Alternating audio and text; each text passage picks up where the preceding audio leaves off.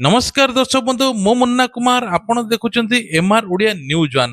आज होची 14 अगस्त शुक्रवार। आज देश विदेश ओडिशार समस्त गुरुत्वपूर्ण खबर अच्छी। आज टॉप 20 न्यूज कौन रही केउ खबर आपण जरूरी भिडियो शेष पर्यंत देखा सहित आपण जिलार नाम लिखिदे गोटे लाइक करदे और चैनल को सब्सक्राइब करदे। डेरी नक चलो जाना आज टॉप 20 न्यूज कौन रही। प्रथम खबर दिनक पर देश पालिब 80तम स्वाधीनता दिवस। एथिपाई भुवनेश्वर जोरदार प्रस्तुति। लोयर पीएमजी रे गांधी मार्ग रे होईची फुल ड्रेस रिहर्सल। एथिरे 51टी कंटिजेंट सामिल होईचंती। प्रथम थर ପାଇଁ कि वंदे मातरम राष्ट्रीय संगीत दुई थर लेखाए परिवेषण हेबो। सेपटे सुरक्षा को नहीं कड़ा व्यवस्था करा जायछि। गांधी मार्ग 30 सुरक्षा एंटी ड्रोन सिस्टम एवं एंटी टेररिस्ट स्क्वाड मुतयन हेबे। परेड को आहुरी आकर्षण करने ପାଇଁ छत्तीसगढ़ पुलिस टीम मध्य अछंती। परवर्ती खबर अमानिया गाड़ी चालकों को धरिला परिवहन विभाग। राज्य में अमानिया गाड़ी चालकों विरोध में पुणी जोरदार चढ़ाऊ। मात्र 2 दिन भितर कटिची 10,988 चालाण। सबुठु अधिक चालाण हेलमेट न पिंधि गाड़ी चलाइबार चालकंकर। एथिरे 3,994 चालाण कटिची।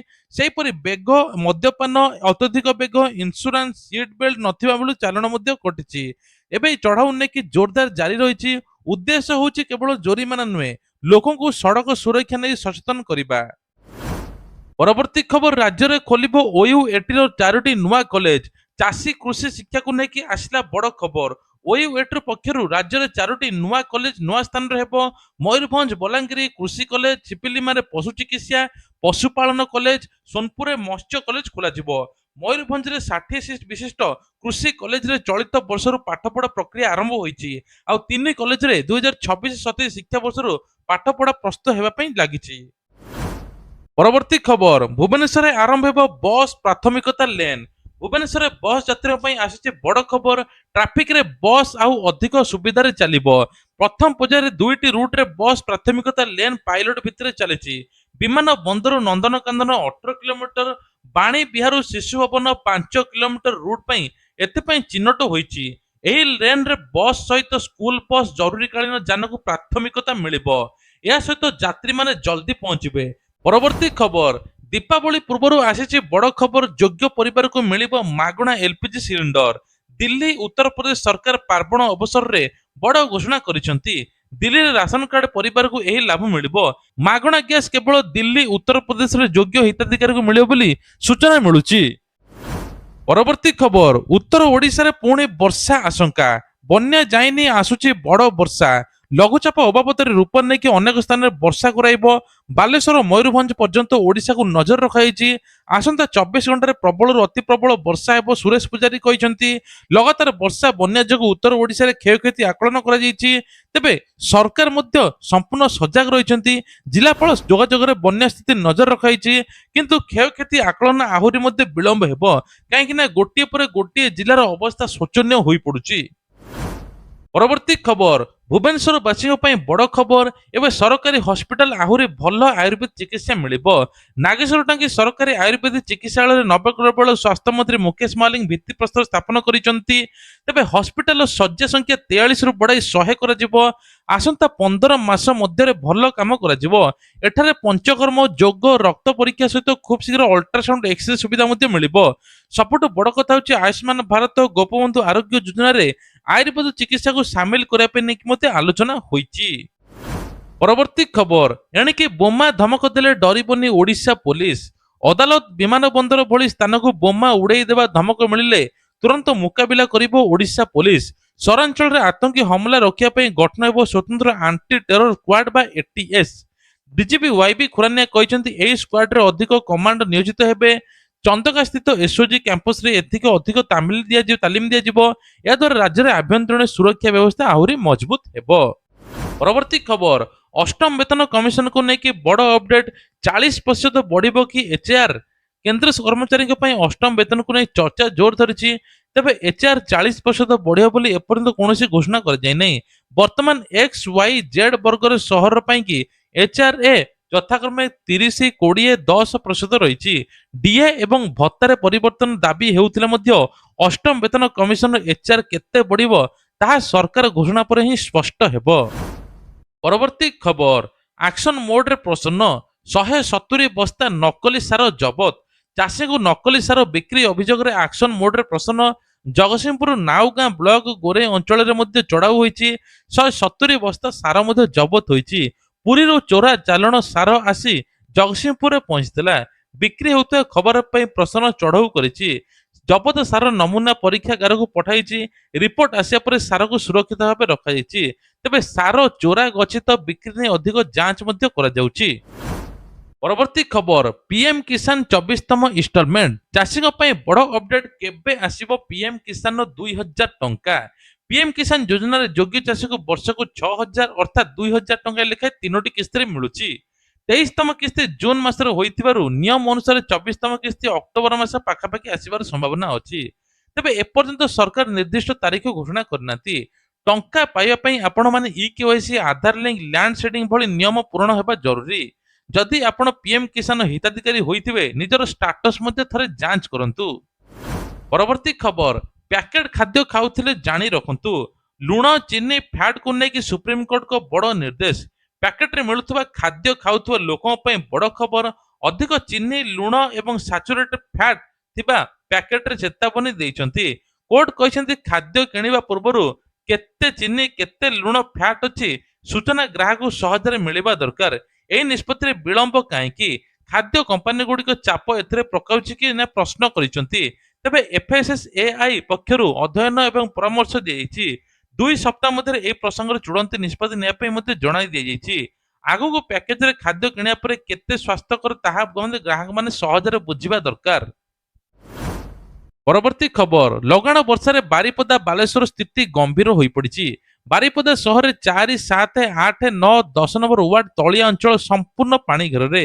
ରାତି ସାରା ଘଡ଼ଘଡ଼ି ବର୍ଷା ହେବାରୁ ଜରାଳି ସରାଳି ନର୍ଦ୍ଦସ୍ତର ମଧ୍ୟ ବଢିଛି ତେବେ ତା ସହିତ ବାରିପଦାରେ ସମସ୍ତ ସରକାରୀ ବେସରକାରୀ ସ୍କୁଲ କଲେଜ ଛୁଟି ମଧ୍ୟ ଅଛି ସେପଟେ ବାଲେଶ୍ୱର ସହରରେ ନୂଆସାହି ଛକର ରାସ୍ତା ଉପରେ ମଧ୍ୟ ଅଣ୍ଟାଏ ବେକ ଯାଏଁ ପାଣି ରହୁଛି ବାରମ୍ବାର ଜଳବନ୍ଦୀ ସ୍ଥିତି ହୋଇଥିବାରୁ ସ୍ଥାୟୀ ନିଷ୍କାସନ ବ୍ୟବସ୍ଥା କେବେ ହେବ ଉଠାଇଛନ୍ତି ପ୍ରଶ୍ନ ଗ୍ରାମବାସୀ ପରବର୍ତ୍ତୀ ଖବର ଏୟାର ଇଣ୍ଡିଆ ବିମାନରେ ଟର୍ବୁଲାନ୍ସ ଘଟଣା ପରେ ଏୟାର ଇଣ୍ଡିଆ ଗ୍ରୁପର ସମସ୍ତ ପାଇଲଟକୁ ଡ୍ରଗ ଟେଷ୍ଟ କରାଯିବ ଆଜିଠାରୁ ଯାତ୍ରା ଆରମ୍ଭ ହୋଇଛି ଯାଞ୍ଚ ମଧ୍ୟ ଆରମ୍ଭ ହୋଇଛି ଗୁରୁଗ୍ରାମ ଏକାଡେମୀ ଏବଂ ଫ୍ଲାଇଟ୍ ବ୍ରିଫିଂ ସେଣ୍ଟରରେ ବିଭିନ୍ନ ବେସ୍ରେ ପାଇଲଟିଙ୍କର ସ୍କ୍ରିନିଂ ହେବ ଟ୍ରେନିଂ ସମୟରେ ଉଡ଼ାଣ ପରେ ମଧ୍ୟ ଯାଞ୍ଚ କରାଯିବ କମ୍ପାନୀ କହିଛି ଡିଜିସିଏର ନିୟମ ପୂର୍ବରୁ ପାଳନ କରାଯିବ ତେବେ ଯାତ୍ରୀଙ୍କ ସୁରକ୍ଷା ବିଶ୍ୱାସ ଆହୁରି ମଜବୁତ କରିବା ପାଇଁ ଅତିରିକ୍ତ ପଦକ୍ଷେପ ନିଆଯାଉଛି ସୂଚନା ଅନୁସାରେ ଅଗଷ୍ଟ 4 ଫୁଟେଜରୁ ଦିଲ୍ଲୀରୁ ଆସୁଥିବା AI2379 ବିମାନ ହଠାତ୍ 300 ଫୁଟ ତଳକୁ ଖସିଥିଲା 15ରୁ ଅଧିକ ଯାତ୍ରୀ ମଧ୍ୟ ଆହତ ହୋଇଥିଲେ ଘଟଣାର ଏବେ AIB ମଧ୍ୟ ଚେକ୍ କରୁଛି ପାଇଲଟଙ୍କ ଡ୍ରଗ ସେବନ ନେଇ ଅଭିଯୋଗ ସାମ୍ନାକୁ ଆସିଛି ପରବର୍ତ୍ତୀ ଖବର ରାସନ କାର୍ଡକୁ ନେଇକି ବଡ଼ ପରିବର୍ତ୍ତନ ଅଗଷ୍ଟ 14ରେ ନୂଆ ବ୍ୟବସ୍ଥା ରାସନ କାର୍ଡ ହିତାଧିକାରୀଙ୍କ ପାଇଁ ନୂଆ ଅପଡେଟ୍ ରହିଛି ଅଗଷ୍ଟ 14 2026 ବା ଆଜି ଚଣ୍ଡିଗଡ଼ ଦାଦ୍ରାନଗର ହାବେଳୀରେ ration card subsidy e wallet digital ଭାବେ ଜମା ହେବ ଏହି ଟଙ୍କାକୁ ହିତାଧିକାରୀ ସରକାରୀ ରାସନ ଦୋକାନ ବା କ୍ୟୁଆର କୋଡରେ ସ୍କାନ କରି ଚାଉଳ ଗହମ କିଣିବାର ବ୍ୟବହାର କରିପାରିବେ ସବୁଠାରୁ ଜରୁରୀ କଥା ହେଉଛି ଇ ୱାଲେଟରେ ଆସିଥିବା 30 ଦିନ ପର୍ଯ୍ୟନ୍ତ ବୈଧ ରହିବ ଏହି ସମୟ ମଧ୍ୟରେ ରାସନ ନ କିଣିଲେ ପୁଣି ଟଙ୍କା ଫେରିଯିବ ସରକାରଙ୍କ ପାଖକୁ ତେବେ ନୂଆ ବ୍ୟବସ୍ଥା ବର୍ତ୍ତମାନ ଚଣ୍ଡିଗଡ଼ ଦାଦ୍ରାନଗର ହାବେଳୀ ଲାଗୁ ହୋଇଛି ଓଡ଼ିଶାରେ ଏହା ଲାଗୁ ହୋଇଥିବା ଖବର କୌଣସି ନାହିଁ ପରବର୍ତ୍ତୀ ଖବର ବାଂଲାଦେଶ ସୀମାରୁ ସନ୍ଦିଗ୍ଧ ପାକିସ୍ତାନୀ ଗୁପ୍ତଚର ଗିରଫ ପୋଲିସ ପଚରା ଉଚରା କରୁଛି ଏବଂ ପାକିସ୍ତାନ ଗୁଇନ୍ଦା ଆଇଏସଆଇ ସହ ସମ୍ପର୍କ ରଖିଥିବା ଜଣାପଡୁଛି ଏସଟିଏଫ ଅନୁସାରେ ରୋଇଫ ମୂଳତଃ ପାକିସ୍ତାନ ଫେସଲର ବାସିନ୍ଦା ଭାରତରେ ରହିବା ପାଇଁ ଜାଲ ଆଧାର କାର୍ଡ ଭୋଟର କାର୍ଡ ତିଆରି କରିଥିଲା ଆହୁରି ଗୁରୁତ୍ୱପୂର୍ଣ୍ଣ ତାଙ୍କ ନୋଟବୁକରେ ମଧ୍ୟ ନେପାଳର 5 ଜଣ ବାଂଲାଦେଶର ସନ୍ଦିଗ୍ଧ ଆଇଏସଆଇ ଏଜେଣ୍ଟ ନାମ ଥିବା କହିଛନ୍ତି ବଙ୍ଗଳାରେ ବିଭିନ୍ନ ସେନା ଛାଉଣୀ ବିଏସଏଫ ଚେକପୋଷ୍ଟ ରେଳ ଷ୍ଟେସନ ରେଳ ଲାଇନ ଫଟୋ ଗୁଡ଼ିକ ମଧ୍ୟ ପାକିସ୍ତାନ ପଠାଇଥିବା ବୋଲି ଜଣାପଡିଛି ଏସଟିଏଫ ମାମଲାରେ ଆହୁରି ତଦନ୍ତ ହେବ ବୋଲି ସୂଚନା ମିଳୁଛି ପରବର୍ତ୍ତୀ ଖବର ବନ୍ୟାକୁ ନେଇକି ବଡ଼ ଅପଡେଟ୍ ନଦୀରେ ହେବ ଡ୍ରେଞ୍ଜିଂ ସରକାର କହୁଛନ୍ତି ବଡ଼ ଯୋଜନା ଲଘୁଚାପ ପ୍ରଭାବରେ ପରିଣତ ଏବେ ଓଡ଼ିଶାରେ ମଧ୍ୟ ପ୍ରବଳ ବର୍ଷା ରହିଛି ବାଲେଶ୍ୱର ମୟୂରଭଞ୍ଜ ପର୍ଯ୍ୟନ୍ତ ଅଞ୍ଚଳକୁ ସତର୍କ ଜୋନରେ କରାଯାଇଛି ରାଜସ୍ୱ ବିପର୍ଯ୍ୟୟ ମନ୍ତ୍ରୀ ସୁରେଶ ପୂଜାରୀ କହିଛନ୍ତି ଗୋଟିଏ ବନ୍ୟାର ମୁକାବିଲା ଶେଷ ହେବା ପୂର୍ବରୁ ଆଉ ଗୋଟେ ବନ୍ୟା ଆସୁଛି ତେବେ ଆଜି ପାଣି ସମ୍ପୂର୍ଣ୍ଣ ନ ଛାଡ଼ିବାରୁ କ୍ଷୟକ୍ଷତି ହେଉଛି ଓଡ଼ିଶାରେ ମଧ୍ୟ ଏଭଳି ସ୍ଥିତି ଘଟିଲାଣି ପରବର୍ତ୍ତୀ ଖବର ମାତ୍ର 22 ଟଙ୍କାରେ ଏୟାରଟେଲରେ 1GB ଡାଟା ଏୟାରଟେଲ ୟୁଜର ପାଇଁ ଛୋଟ ରିଚାର୍ଜ ପ୍ଲାନ ବାହାରିଛି ଯାହାଫଳରେ କଲିଂ ଏବଂ ଏସଏମଏସ୍ ସୁବିଧା ନାହିଁ କେବଳ ଡାଟା ପାଇଁ ଉଦ୍ଦିଷ୍ଟ ଭ୍ୟାଲିଡିଟି ମାତ୍ର ଗୋଟିଏ ଦିନ 24 ଘଣ୍ଟା ଭିତରେ ଚାଲିବ। ତେବେ 22 ଟଙ୍କା ଭିତରେ ଏଭଳି ଡାଟା ମିଳୁଛି। ପରବର୍ତ୍ତୀ ଖବର, କୃଷି ଅଧିକାରୀଙ୍କୁ କଡ଼ା ତାଗିଦ, ବାହାର ରାଜ୍ୟ ଗସ୍ତ ପରେ 7 ଦିନରେ ରିପୋର୍ଟ। କୃଷି ଅଧିକାରୀଙ୍କ ବାହାର ରାଜ୍ୟ ବିଦେଶ ଗସ୍ତକୁ ନେଇ କଡ଼ା ତାଗିଦ କରିଛନ୍ତି ଉପମୁଖ୍ୟମନ୍ତ୍ରୀ କନକ ବର୍ଦ୍ଧନ ସିଂ ଦେଓ। କେବଳ ଏତିକି ନୁହେଁ, ପ୍ରତି ମାସରେ ଫିଲ୍ଡ ଗସ୍ତ ରିପୋର୍ଟ ଦେବା ପାଇଁ ପଡ଼ିବ। ସେ ନେଇକି ମଧ୍ୟ ଗସ୍ତ ହେବାର 7 ଦିନ ମଧ୍ୟରେ ରିପୋର୍ଟ ଦେବେ। ଅବହେଳା କଲେ କାର୍ଯ୍ୟାନୁଷ୍ଠାନ ନିଆଯିବ ବୋଲି ଚେତାବନୀ ଦେଇଛି। ଏହା ସହିତ ମଧ୍ୟ ଫୁଲତୋଡ଼ା ବଦଳରେ କୃଷକଙ୍କ ସମସ୍ୟା ଫିଲ୍ଡ ରିପୋର୍ଟ ଉପରେ ଫୋକସ କରିବା ପାଇଁ ମଧ୍ୟ କୁହାଯାଇଛି। ପରବର୍ତ୍ତୀ ଖବର, ପାହାଡ଼ ଚଢ଼ି 6 କିଲୋମିଟର ଚାଲିଲେ ସ୍ୱାସ୍ଥ୍ୟକର୍ମୀ, 112 ଜଣଙ୍କୁ କଲେ ସ୍ୱାସ୍ଥ୍ୟ ପରୀକ୍ଷା। ଗାଁ ଗାଁକୁ ଯିବା ସହିତ ତଥାପି ରୋଗରେ ଅଟକିଲାନି ପାଦ। 6 କିଲୋମିଟର ପାହାଡ଼ ଦୁର୍ଗମ ଅଞ୍ଚଳରେ ଚାଲି ପହଞ୍ଚିଲେ ସ୍ୱାସ୍ଥ୍ୟକର୍ମୀ। ବିଶେଷ କରି ସ୍ୱାସ୍ଥ୍ୟକର୍ମୀ, ଆଶା ଏବଂ ଅଙ୍ଗନବାଡି କର୍ମୀଙ୍କ ଟିମ୍ ପାହାଡ଼ ଏବେ ରାସ୍ତାରେ ଗାଁରେ ପହଞ୍ଚିଲେଣି। ତା ସହିତ ସେଠାରେ 23 ପରିବାର 112 ଜଣଙ୍କ ମଧ୍ୟ ସ୍ୱାସ୍ଥ୍ୟ ପରୀକ୍ଷା କରାଇଛି। ପରବର୍ତ୍ତୀ ଖବର ହେଉଛି, ରାଜଧାନୀରେ 23 ଛକ ବଦଳିବ, ଟ୍ରାଫିକ ଜାମରୁ ଲାଗିବ ବ୍ରେକ୍। ରାଜଧାନୀ ଭୁବନେଶ୍ୱରରେ ଏଭଳି ପଦକ୍ଷେପ ନେଇଛନ୍ତି ସରକାର। ସେପରି ଟଙ୍କପାଣି ସାଇ ମନ୍ଦିର ଛକ, ଇନ୍ଫୋସିଟି ଛକକୁ ଗୋଲେଇ ଛକ କରିବା ପାଇଁ ଯୋଜନା କରାଯାଇଛି। ଏବେ ଏୟାରପୋର୍ଟ ଛକ, ଏଜି ଛକ, ରବୀନ୍ଦ୍ର ମଣ୍ଡପ, ଆଚାର୍ଯ୍ୟ ବିହାର, ଜୟଦେବ ବିହାର, ରସୁଲଗଡ଼ ଛକ ମଧ୍ୟ ପରିବର୍ତ୍ତନ ହେବ। ଛକଠାରୁ 100 ମିଟର ଭିତରେ ବସ୍ ଷ୍ଟପ୍ ଏବଂ ତା ସହିତ ବାମ ମୋଡକୁ ମଧ୍ୟ ଚଉଡା ରଖିବା ପାଇଁ କୁହାଯାଇଛି। ପରବର୍ତ୍ତୀ ଖବର, ମଦ ବ୍ୟାନକୁ ନେଇକି ସରକାରଙ୍କ ବଡ ନିଷ୍ପତ୍ତି। ବିହାରରେ ମଦ ବ୍ୟାନ ନେଇକି ଆହୁରି କଡା ହେବ। ବେଆଇନ ମଦ ଜବତ ହେଲେ କେବଳ ଚୋରା ଚାଲାଣ ନୁହେଁ, ସମ୍ପୃକ୍ତ ବ୍ୟକ୍ତି ବିରୋଧରେ ମଧ୍ୟ କାର୍ଯ୍ୟାନୁଷ୍ଠାନ ନିଆଯିବ। ତେବେ ପାଚେରୀ ନିକଟରେ ହୋଇଥିବା ଏକ ମଦ ଘଟଣାରେ ପରବର୍ତ୍ତୀ ଖବର, ଗ୍ରୀନ କାର୍ଡ ନକଲି ବିବାହ। ଚୀନ ନାଗରିକଙ୍କ ପାଇଁ କି କୋଟି କୋଟି ଟଙ୍କା ଡଲାର ଠକେଇ ଆମେରିକାର ଗ୍ରୀନ କାର୍ଡ ଦେବା ନାଁରେ ଠକେଇର ଖୁଲାସା ହେଇଛି। ଅଭିଯୋଗ ଅନୁସାରେ ଚୀନ ନାଗରିକଙ୍କୁ ଆମେରିକାର ସ୍ଥାୟୀ ବାସିନ୍ଦା କରିବା ପାଇଁ ଆମେରିକାରେ ନାଗରିକ ନକଲି ବିବାହ କରାଯାଉଛି। ଏଥିପାଇଁ ଆମେରିକୀୟ ନାଗରିକଙ୍କୁ $30,000 ପର୍ଯ୍ୟନ୍ତ ଦିଆଯାଉଥିବା ବେଳେ ଗୋଟିଏ ଗ୍ରୀନ କାର୍ଡ ପ୍ରବାସୀଙ୍କୁ $1,00,000 ପର୍ଯ୍ୟନ୍ତ ନିଆଯାଉଥିବା ଅଭିଯୋଗ ହୋଇଛି।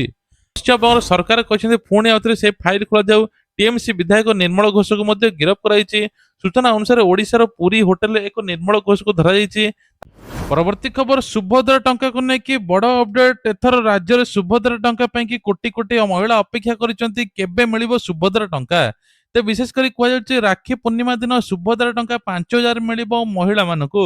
ତେବେ କୁହାଯାଇଛି ଏ ନେଇକି ଉପମୁଖ୍ୟମନ୍ତ୍ରୀ ପ୍ରଭାତୀ ପରିଡା ସୂଚନା ଦେଇଛନ୍ତି ଯେ ଚତୁର୍ଥ କିସ୍ତି ଖୁବ୍ ଜଲ୍ଦି ମିଳିବା ପାଇଁ ଯାଉଛି।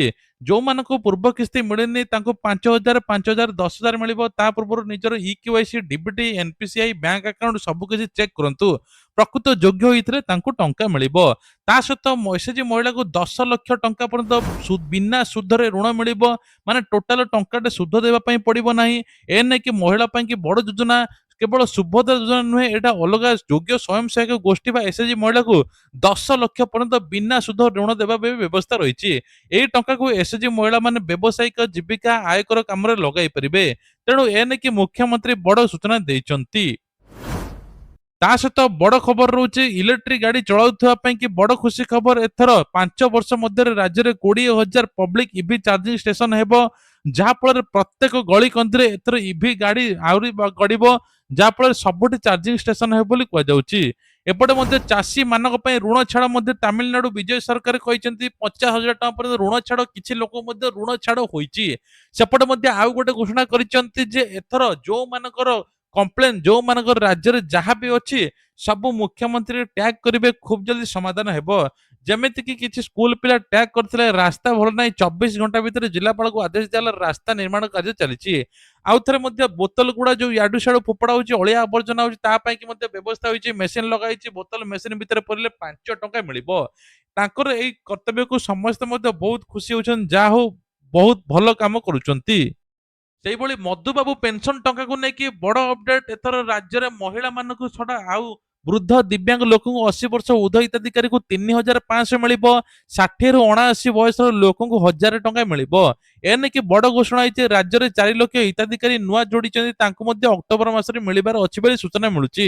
ଇଏ ଥିଲା ଆଜିର ଦେଶ ବିଦେଶ ରାଜ୍ୟର ଖବର। ଯଦି ଆପଣଙ୍କୁ ଖବରଟି ଭଲ ଲାଗିଥାଏ ଲାଇକ୍ କରିବେ, ଚ୍ୟାନେଲ ନୂଆ ଥିଲେ ସବସ୍କ୍ରାଇବ କରିବା ପାଇଁ ଭୁଲିବେ ନାହିଁ। ଜୟ ଜଗନ୍ନାଥ।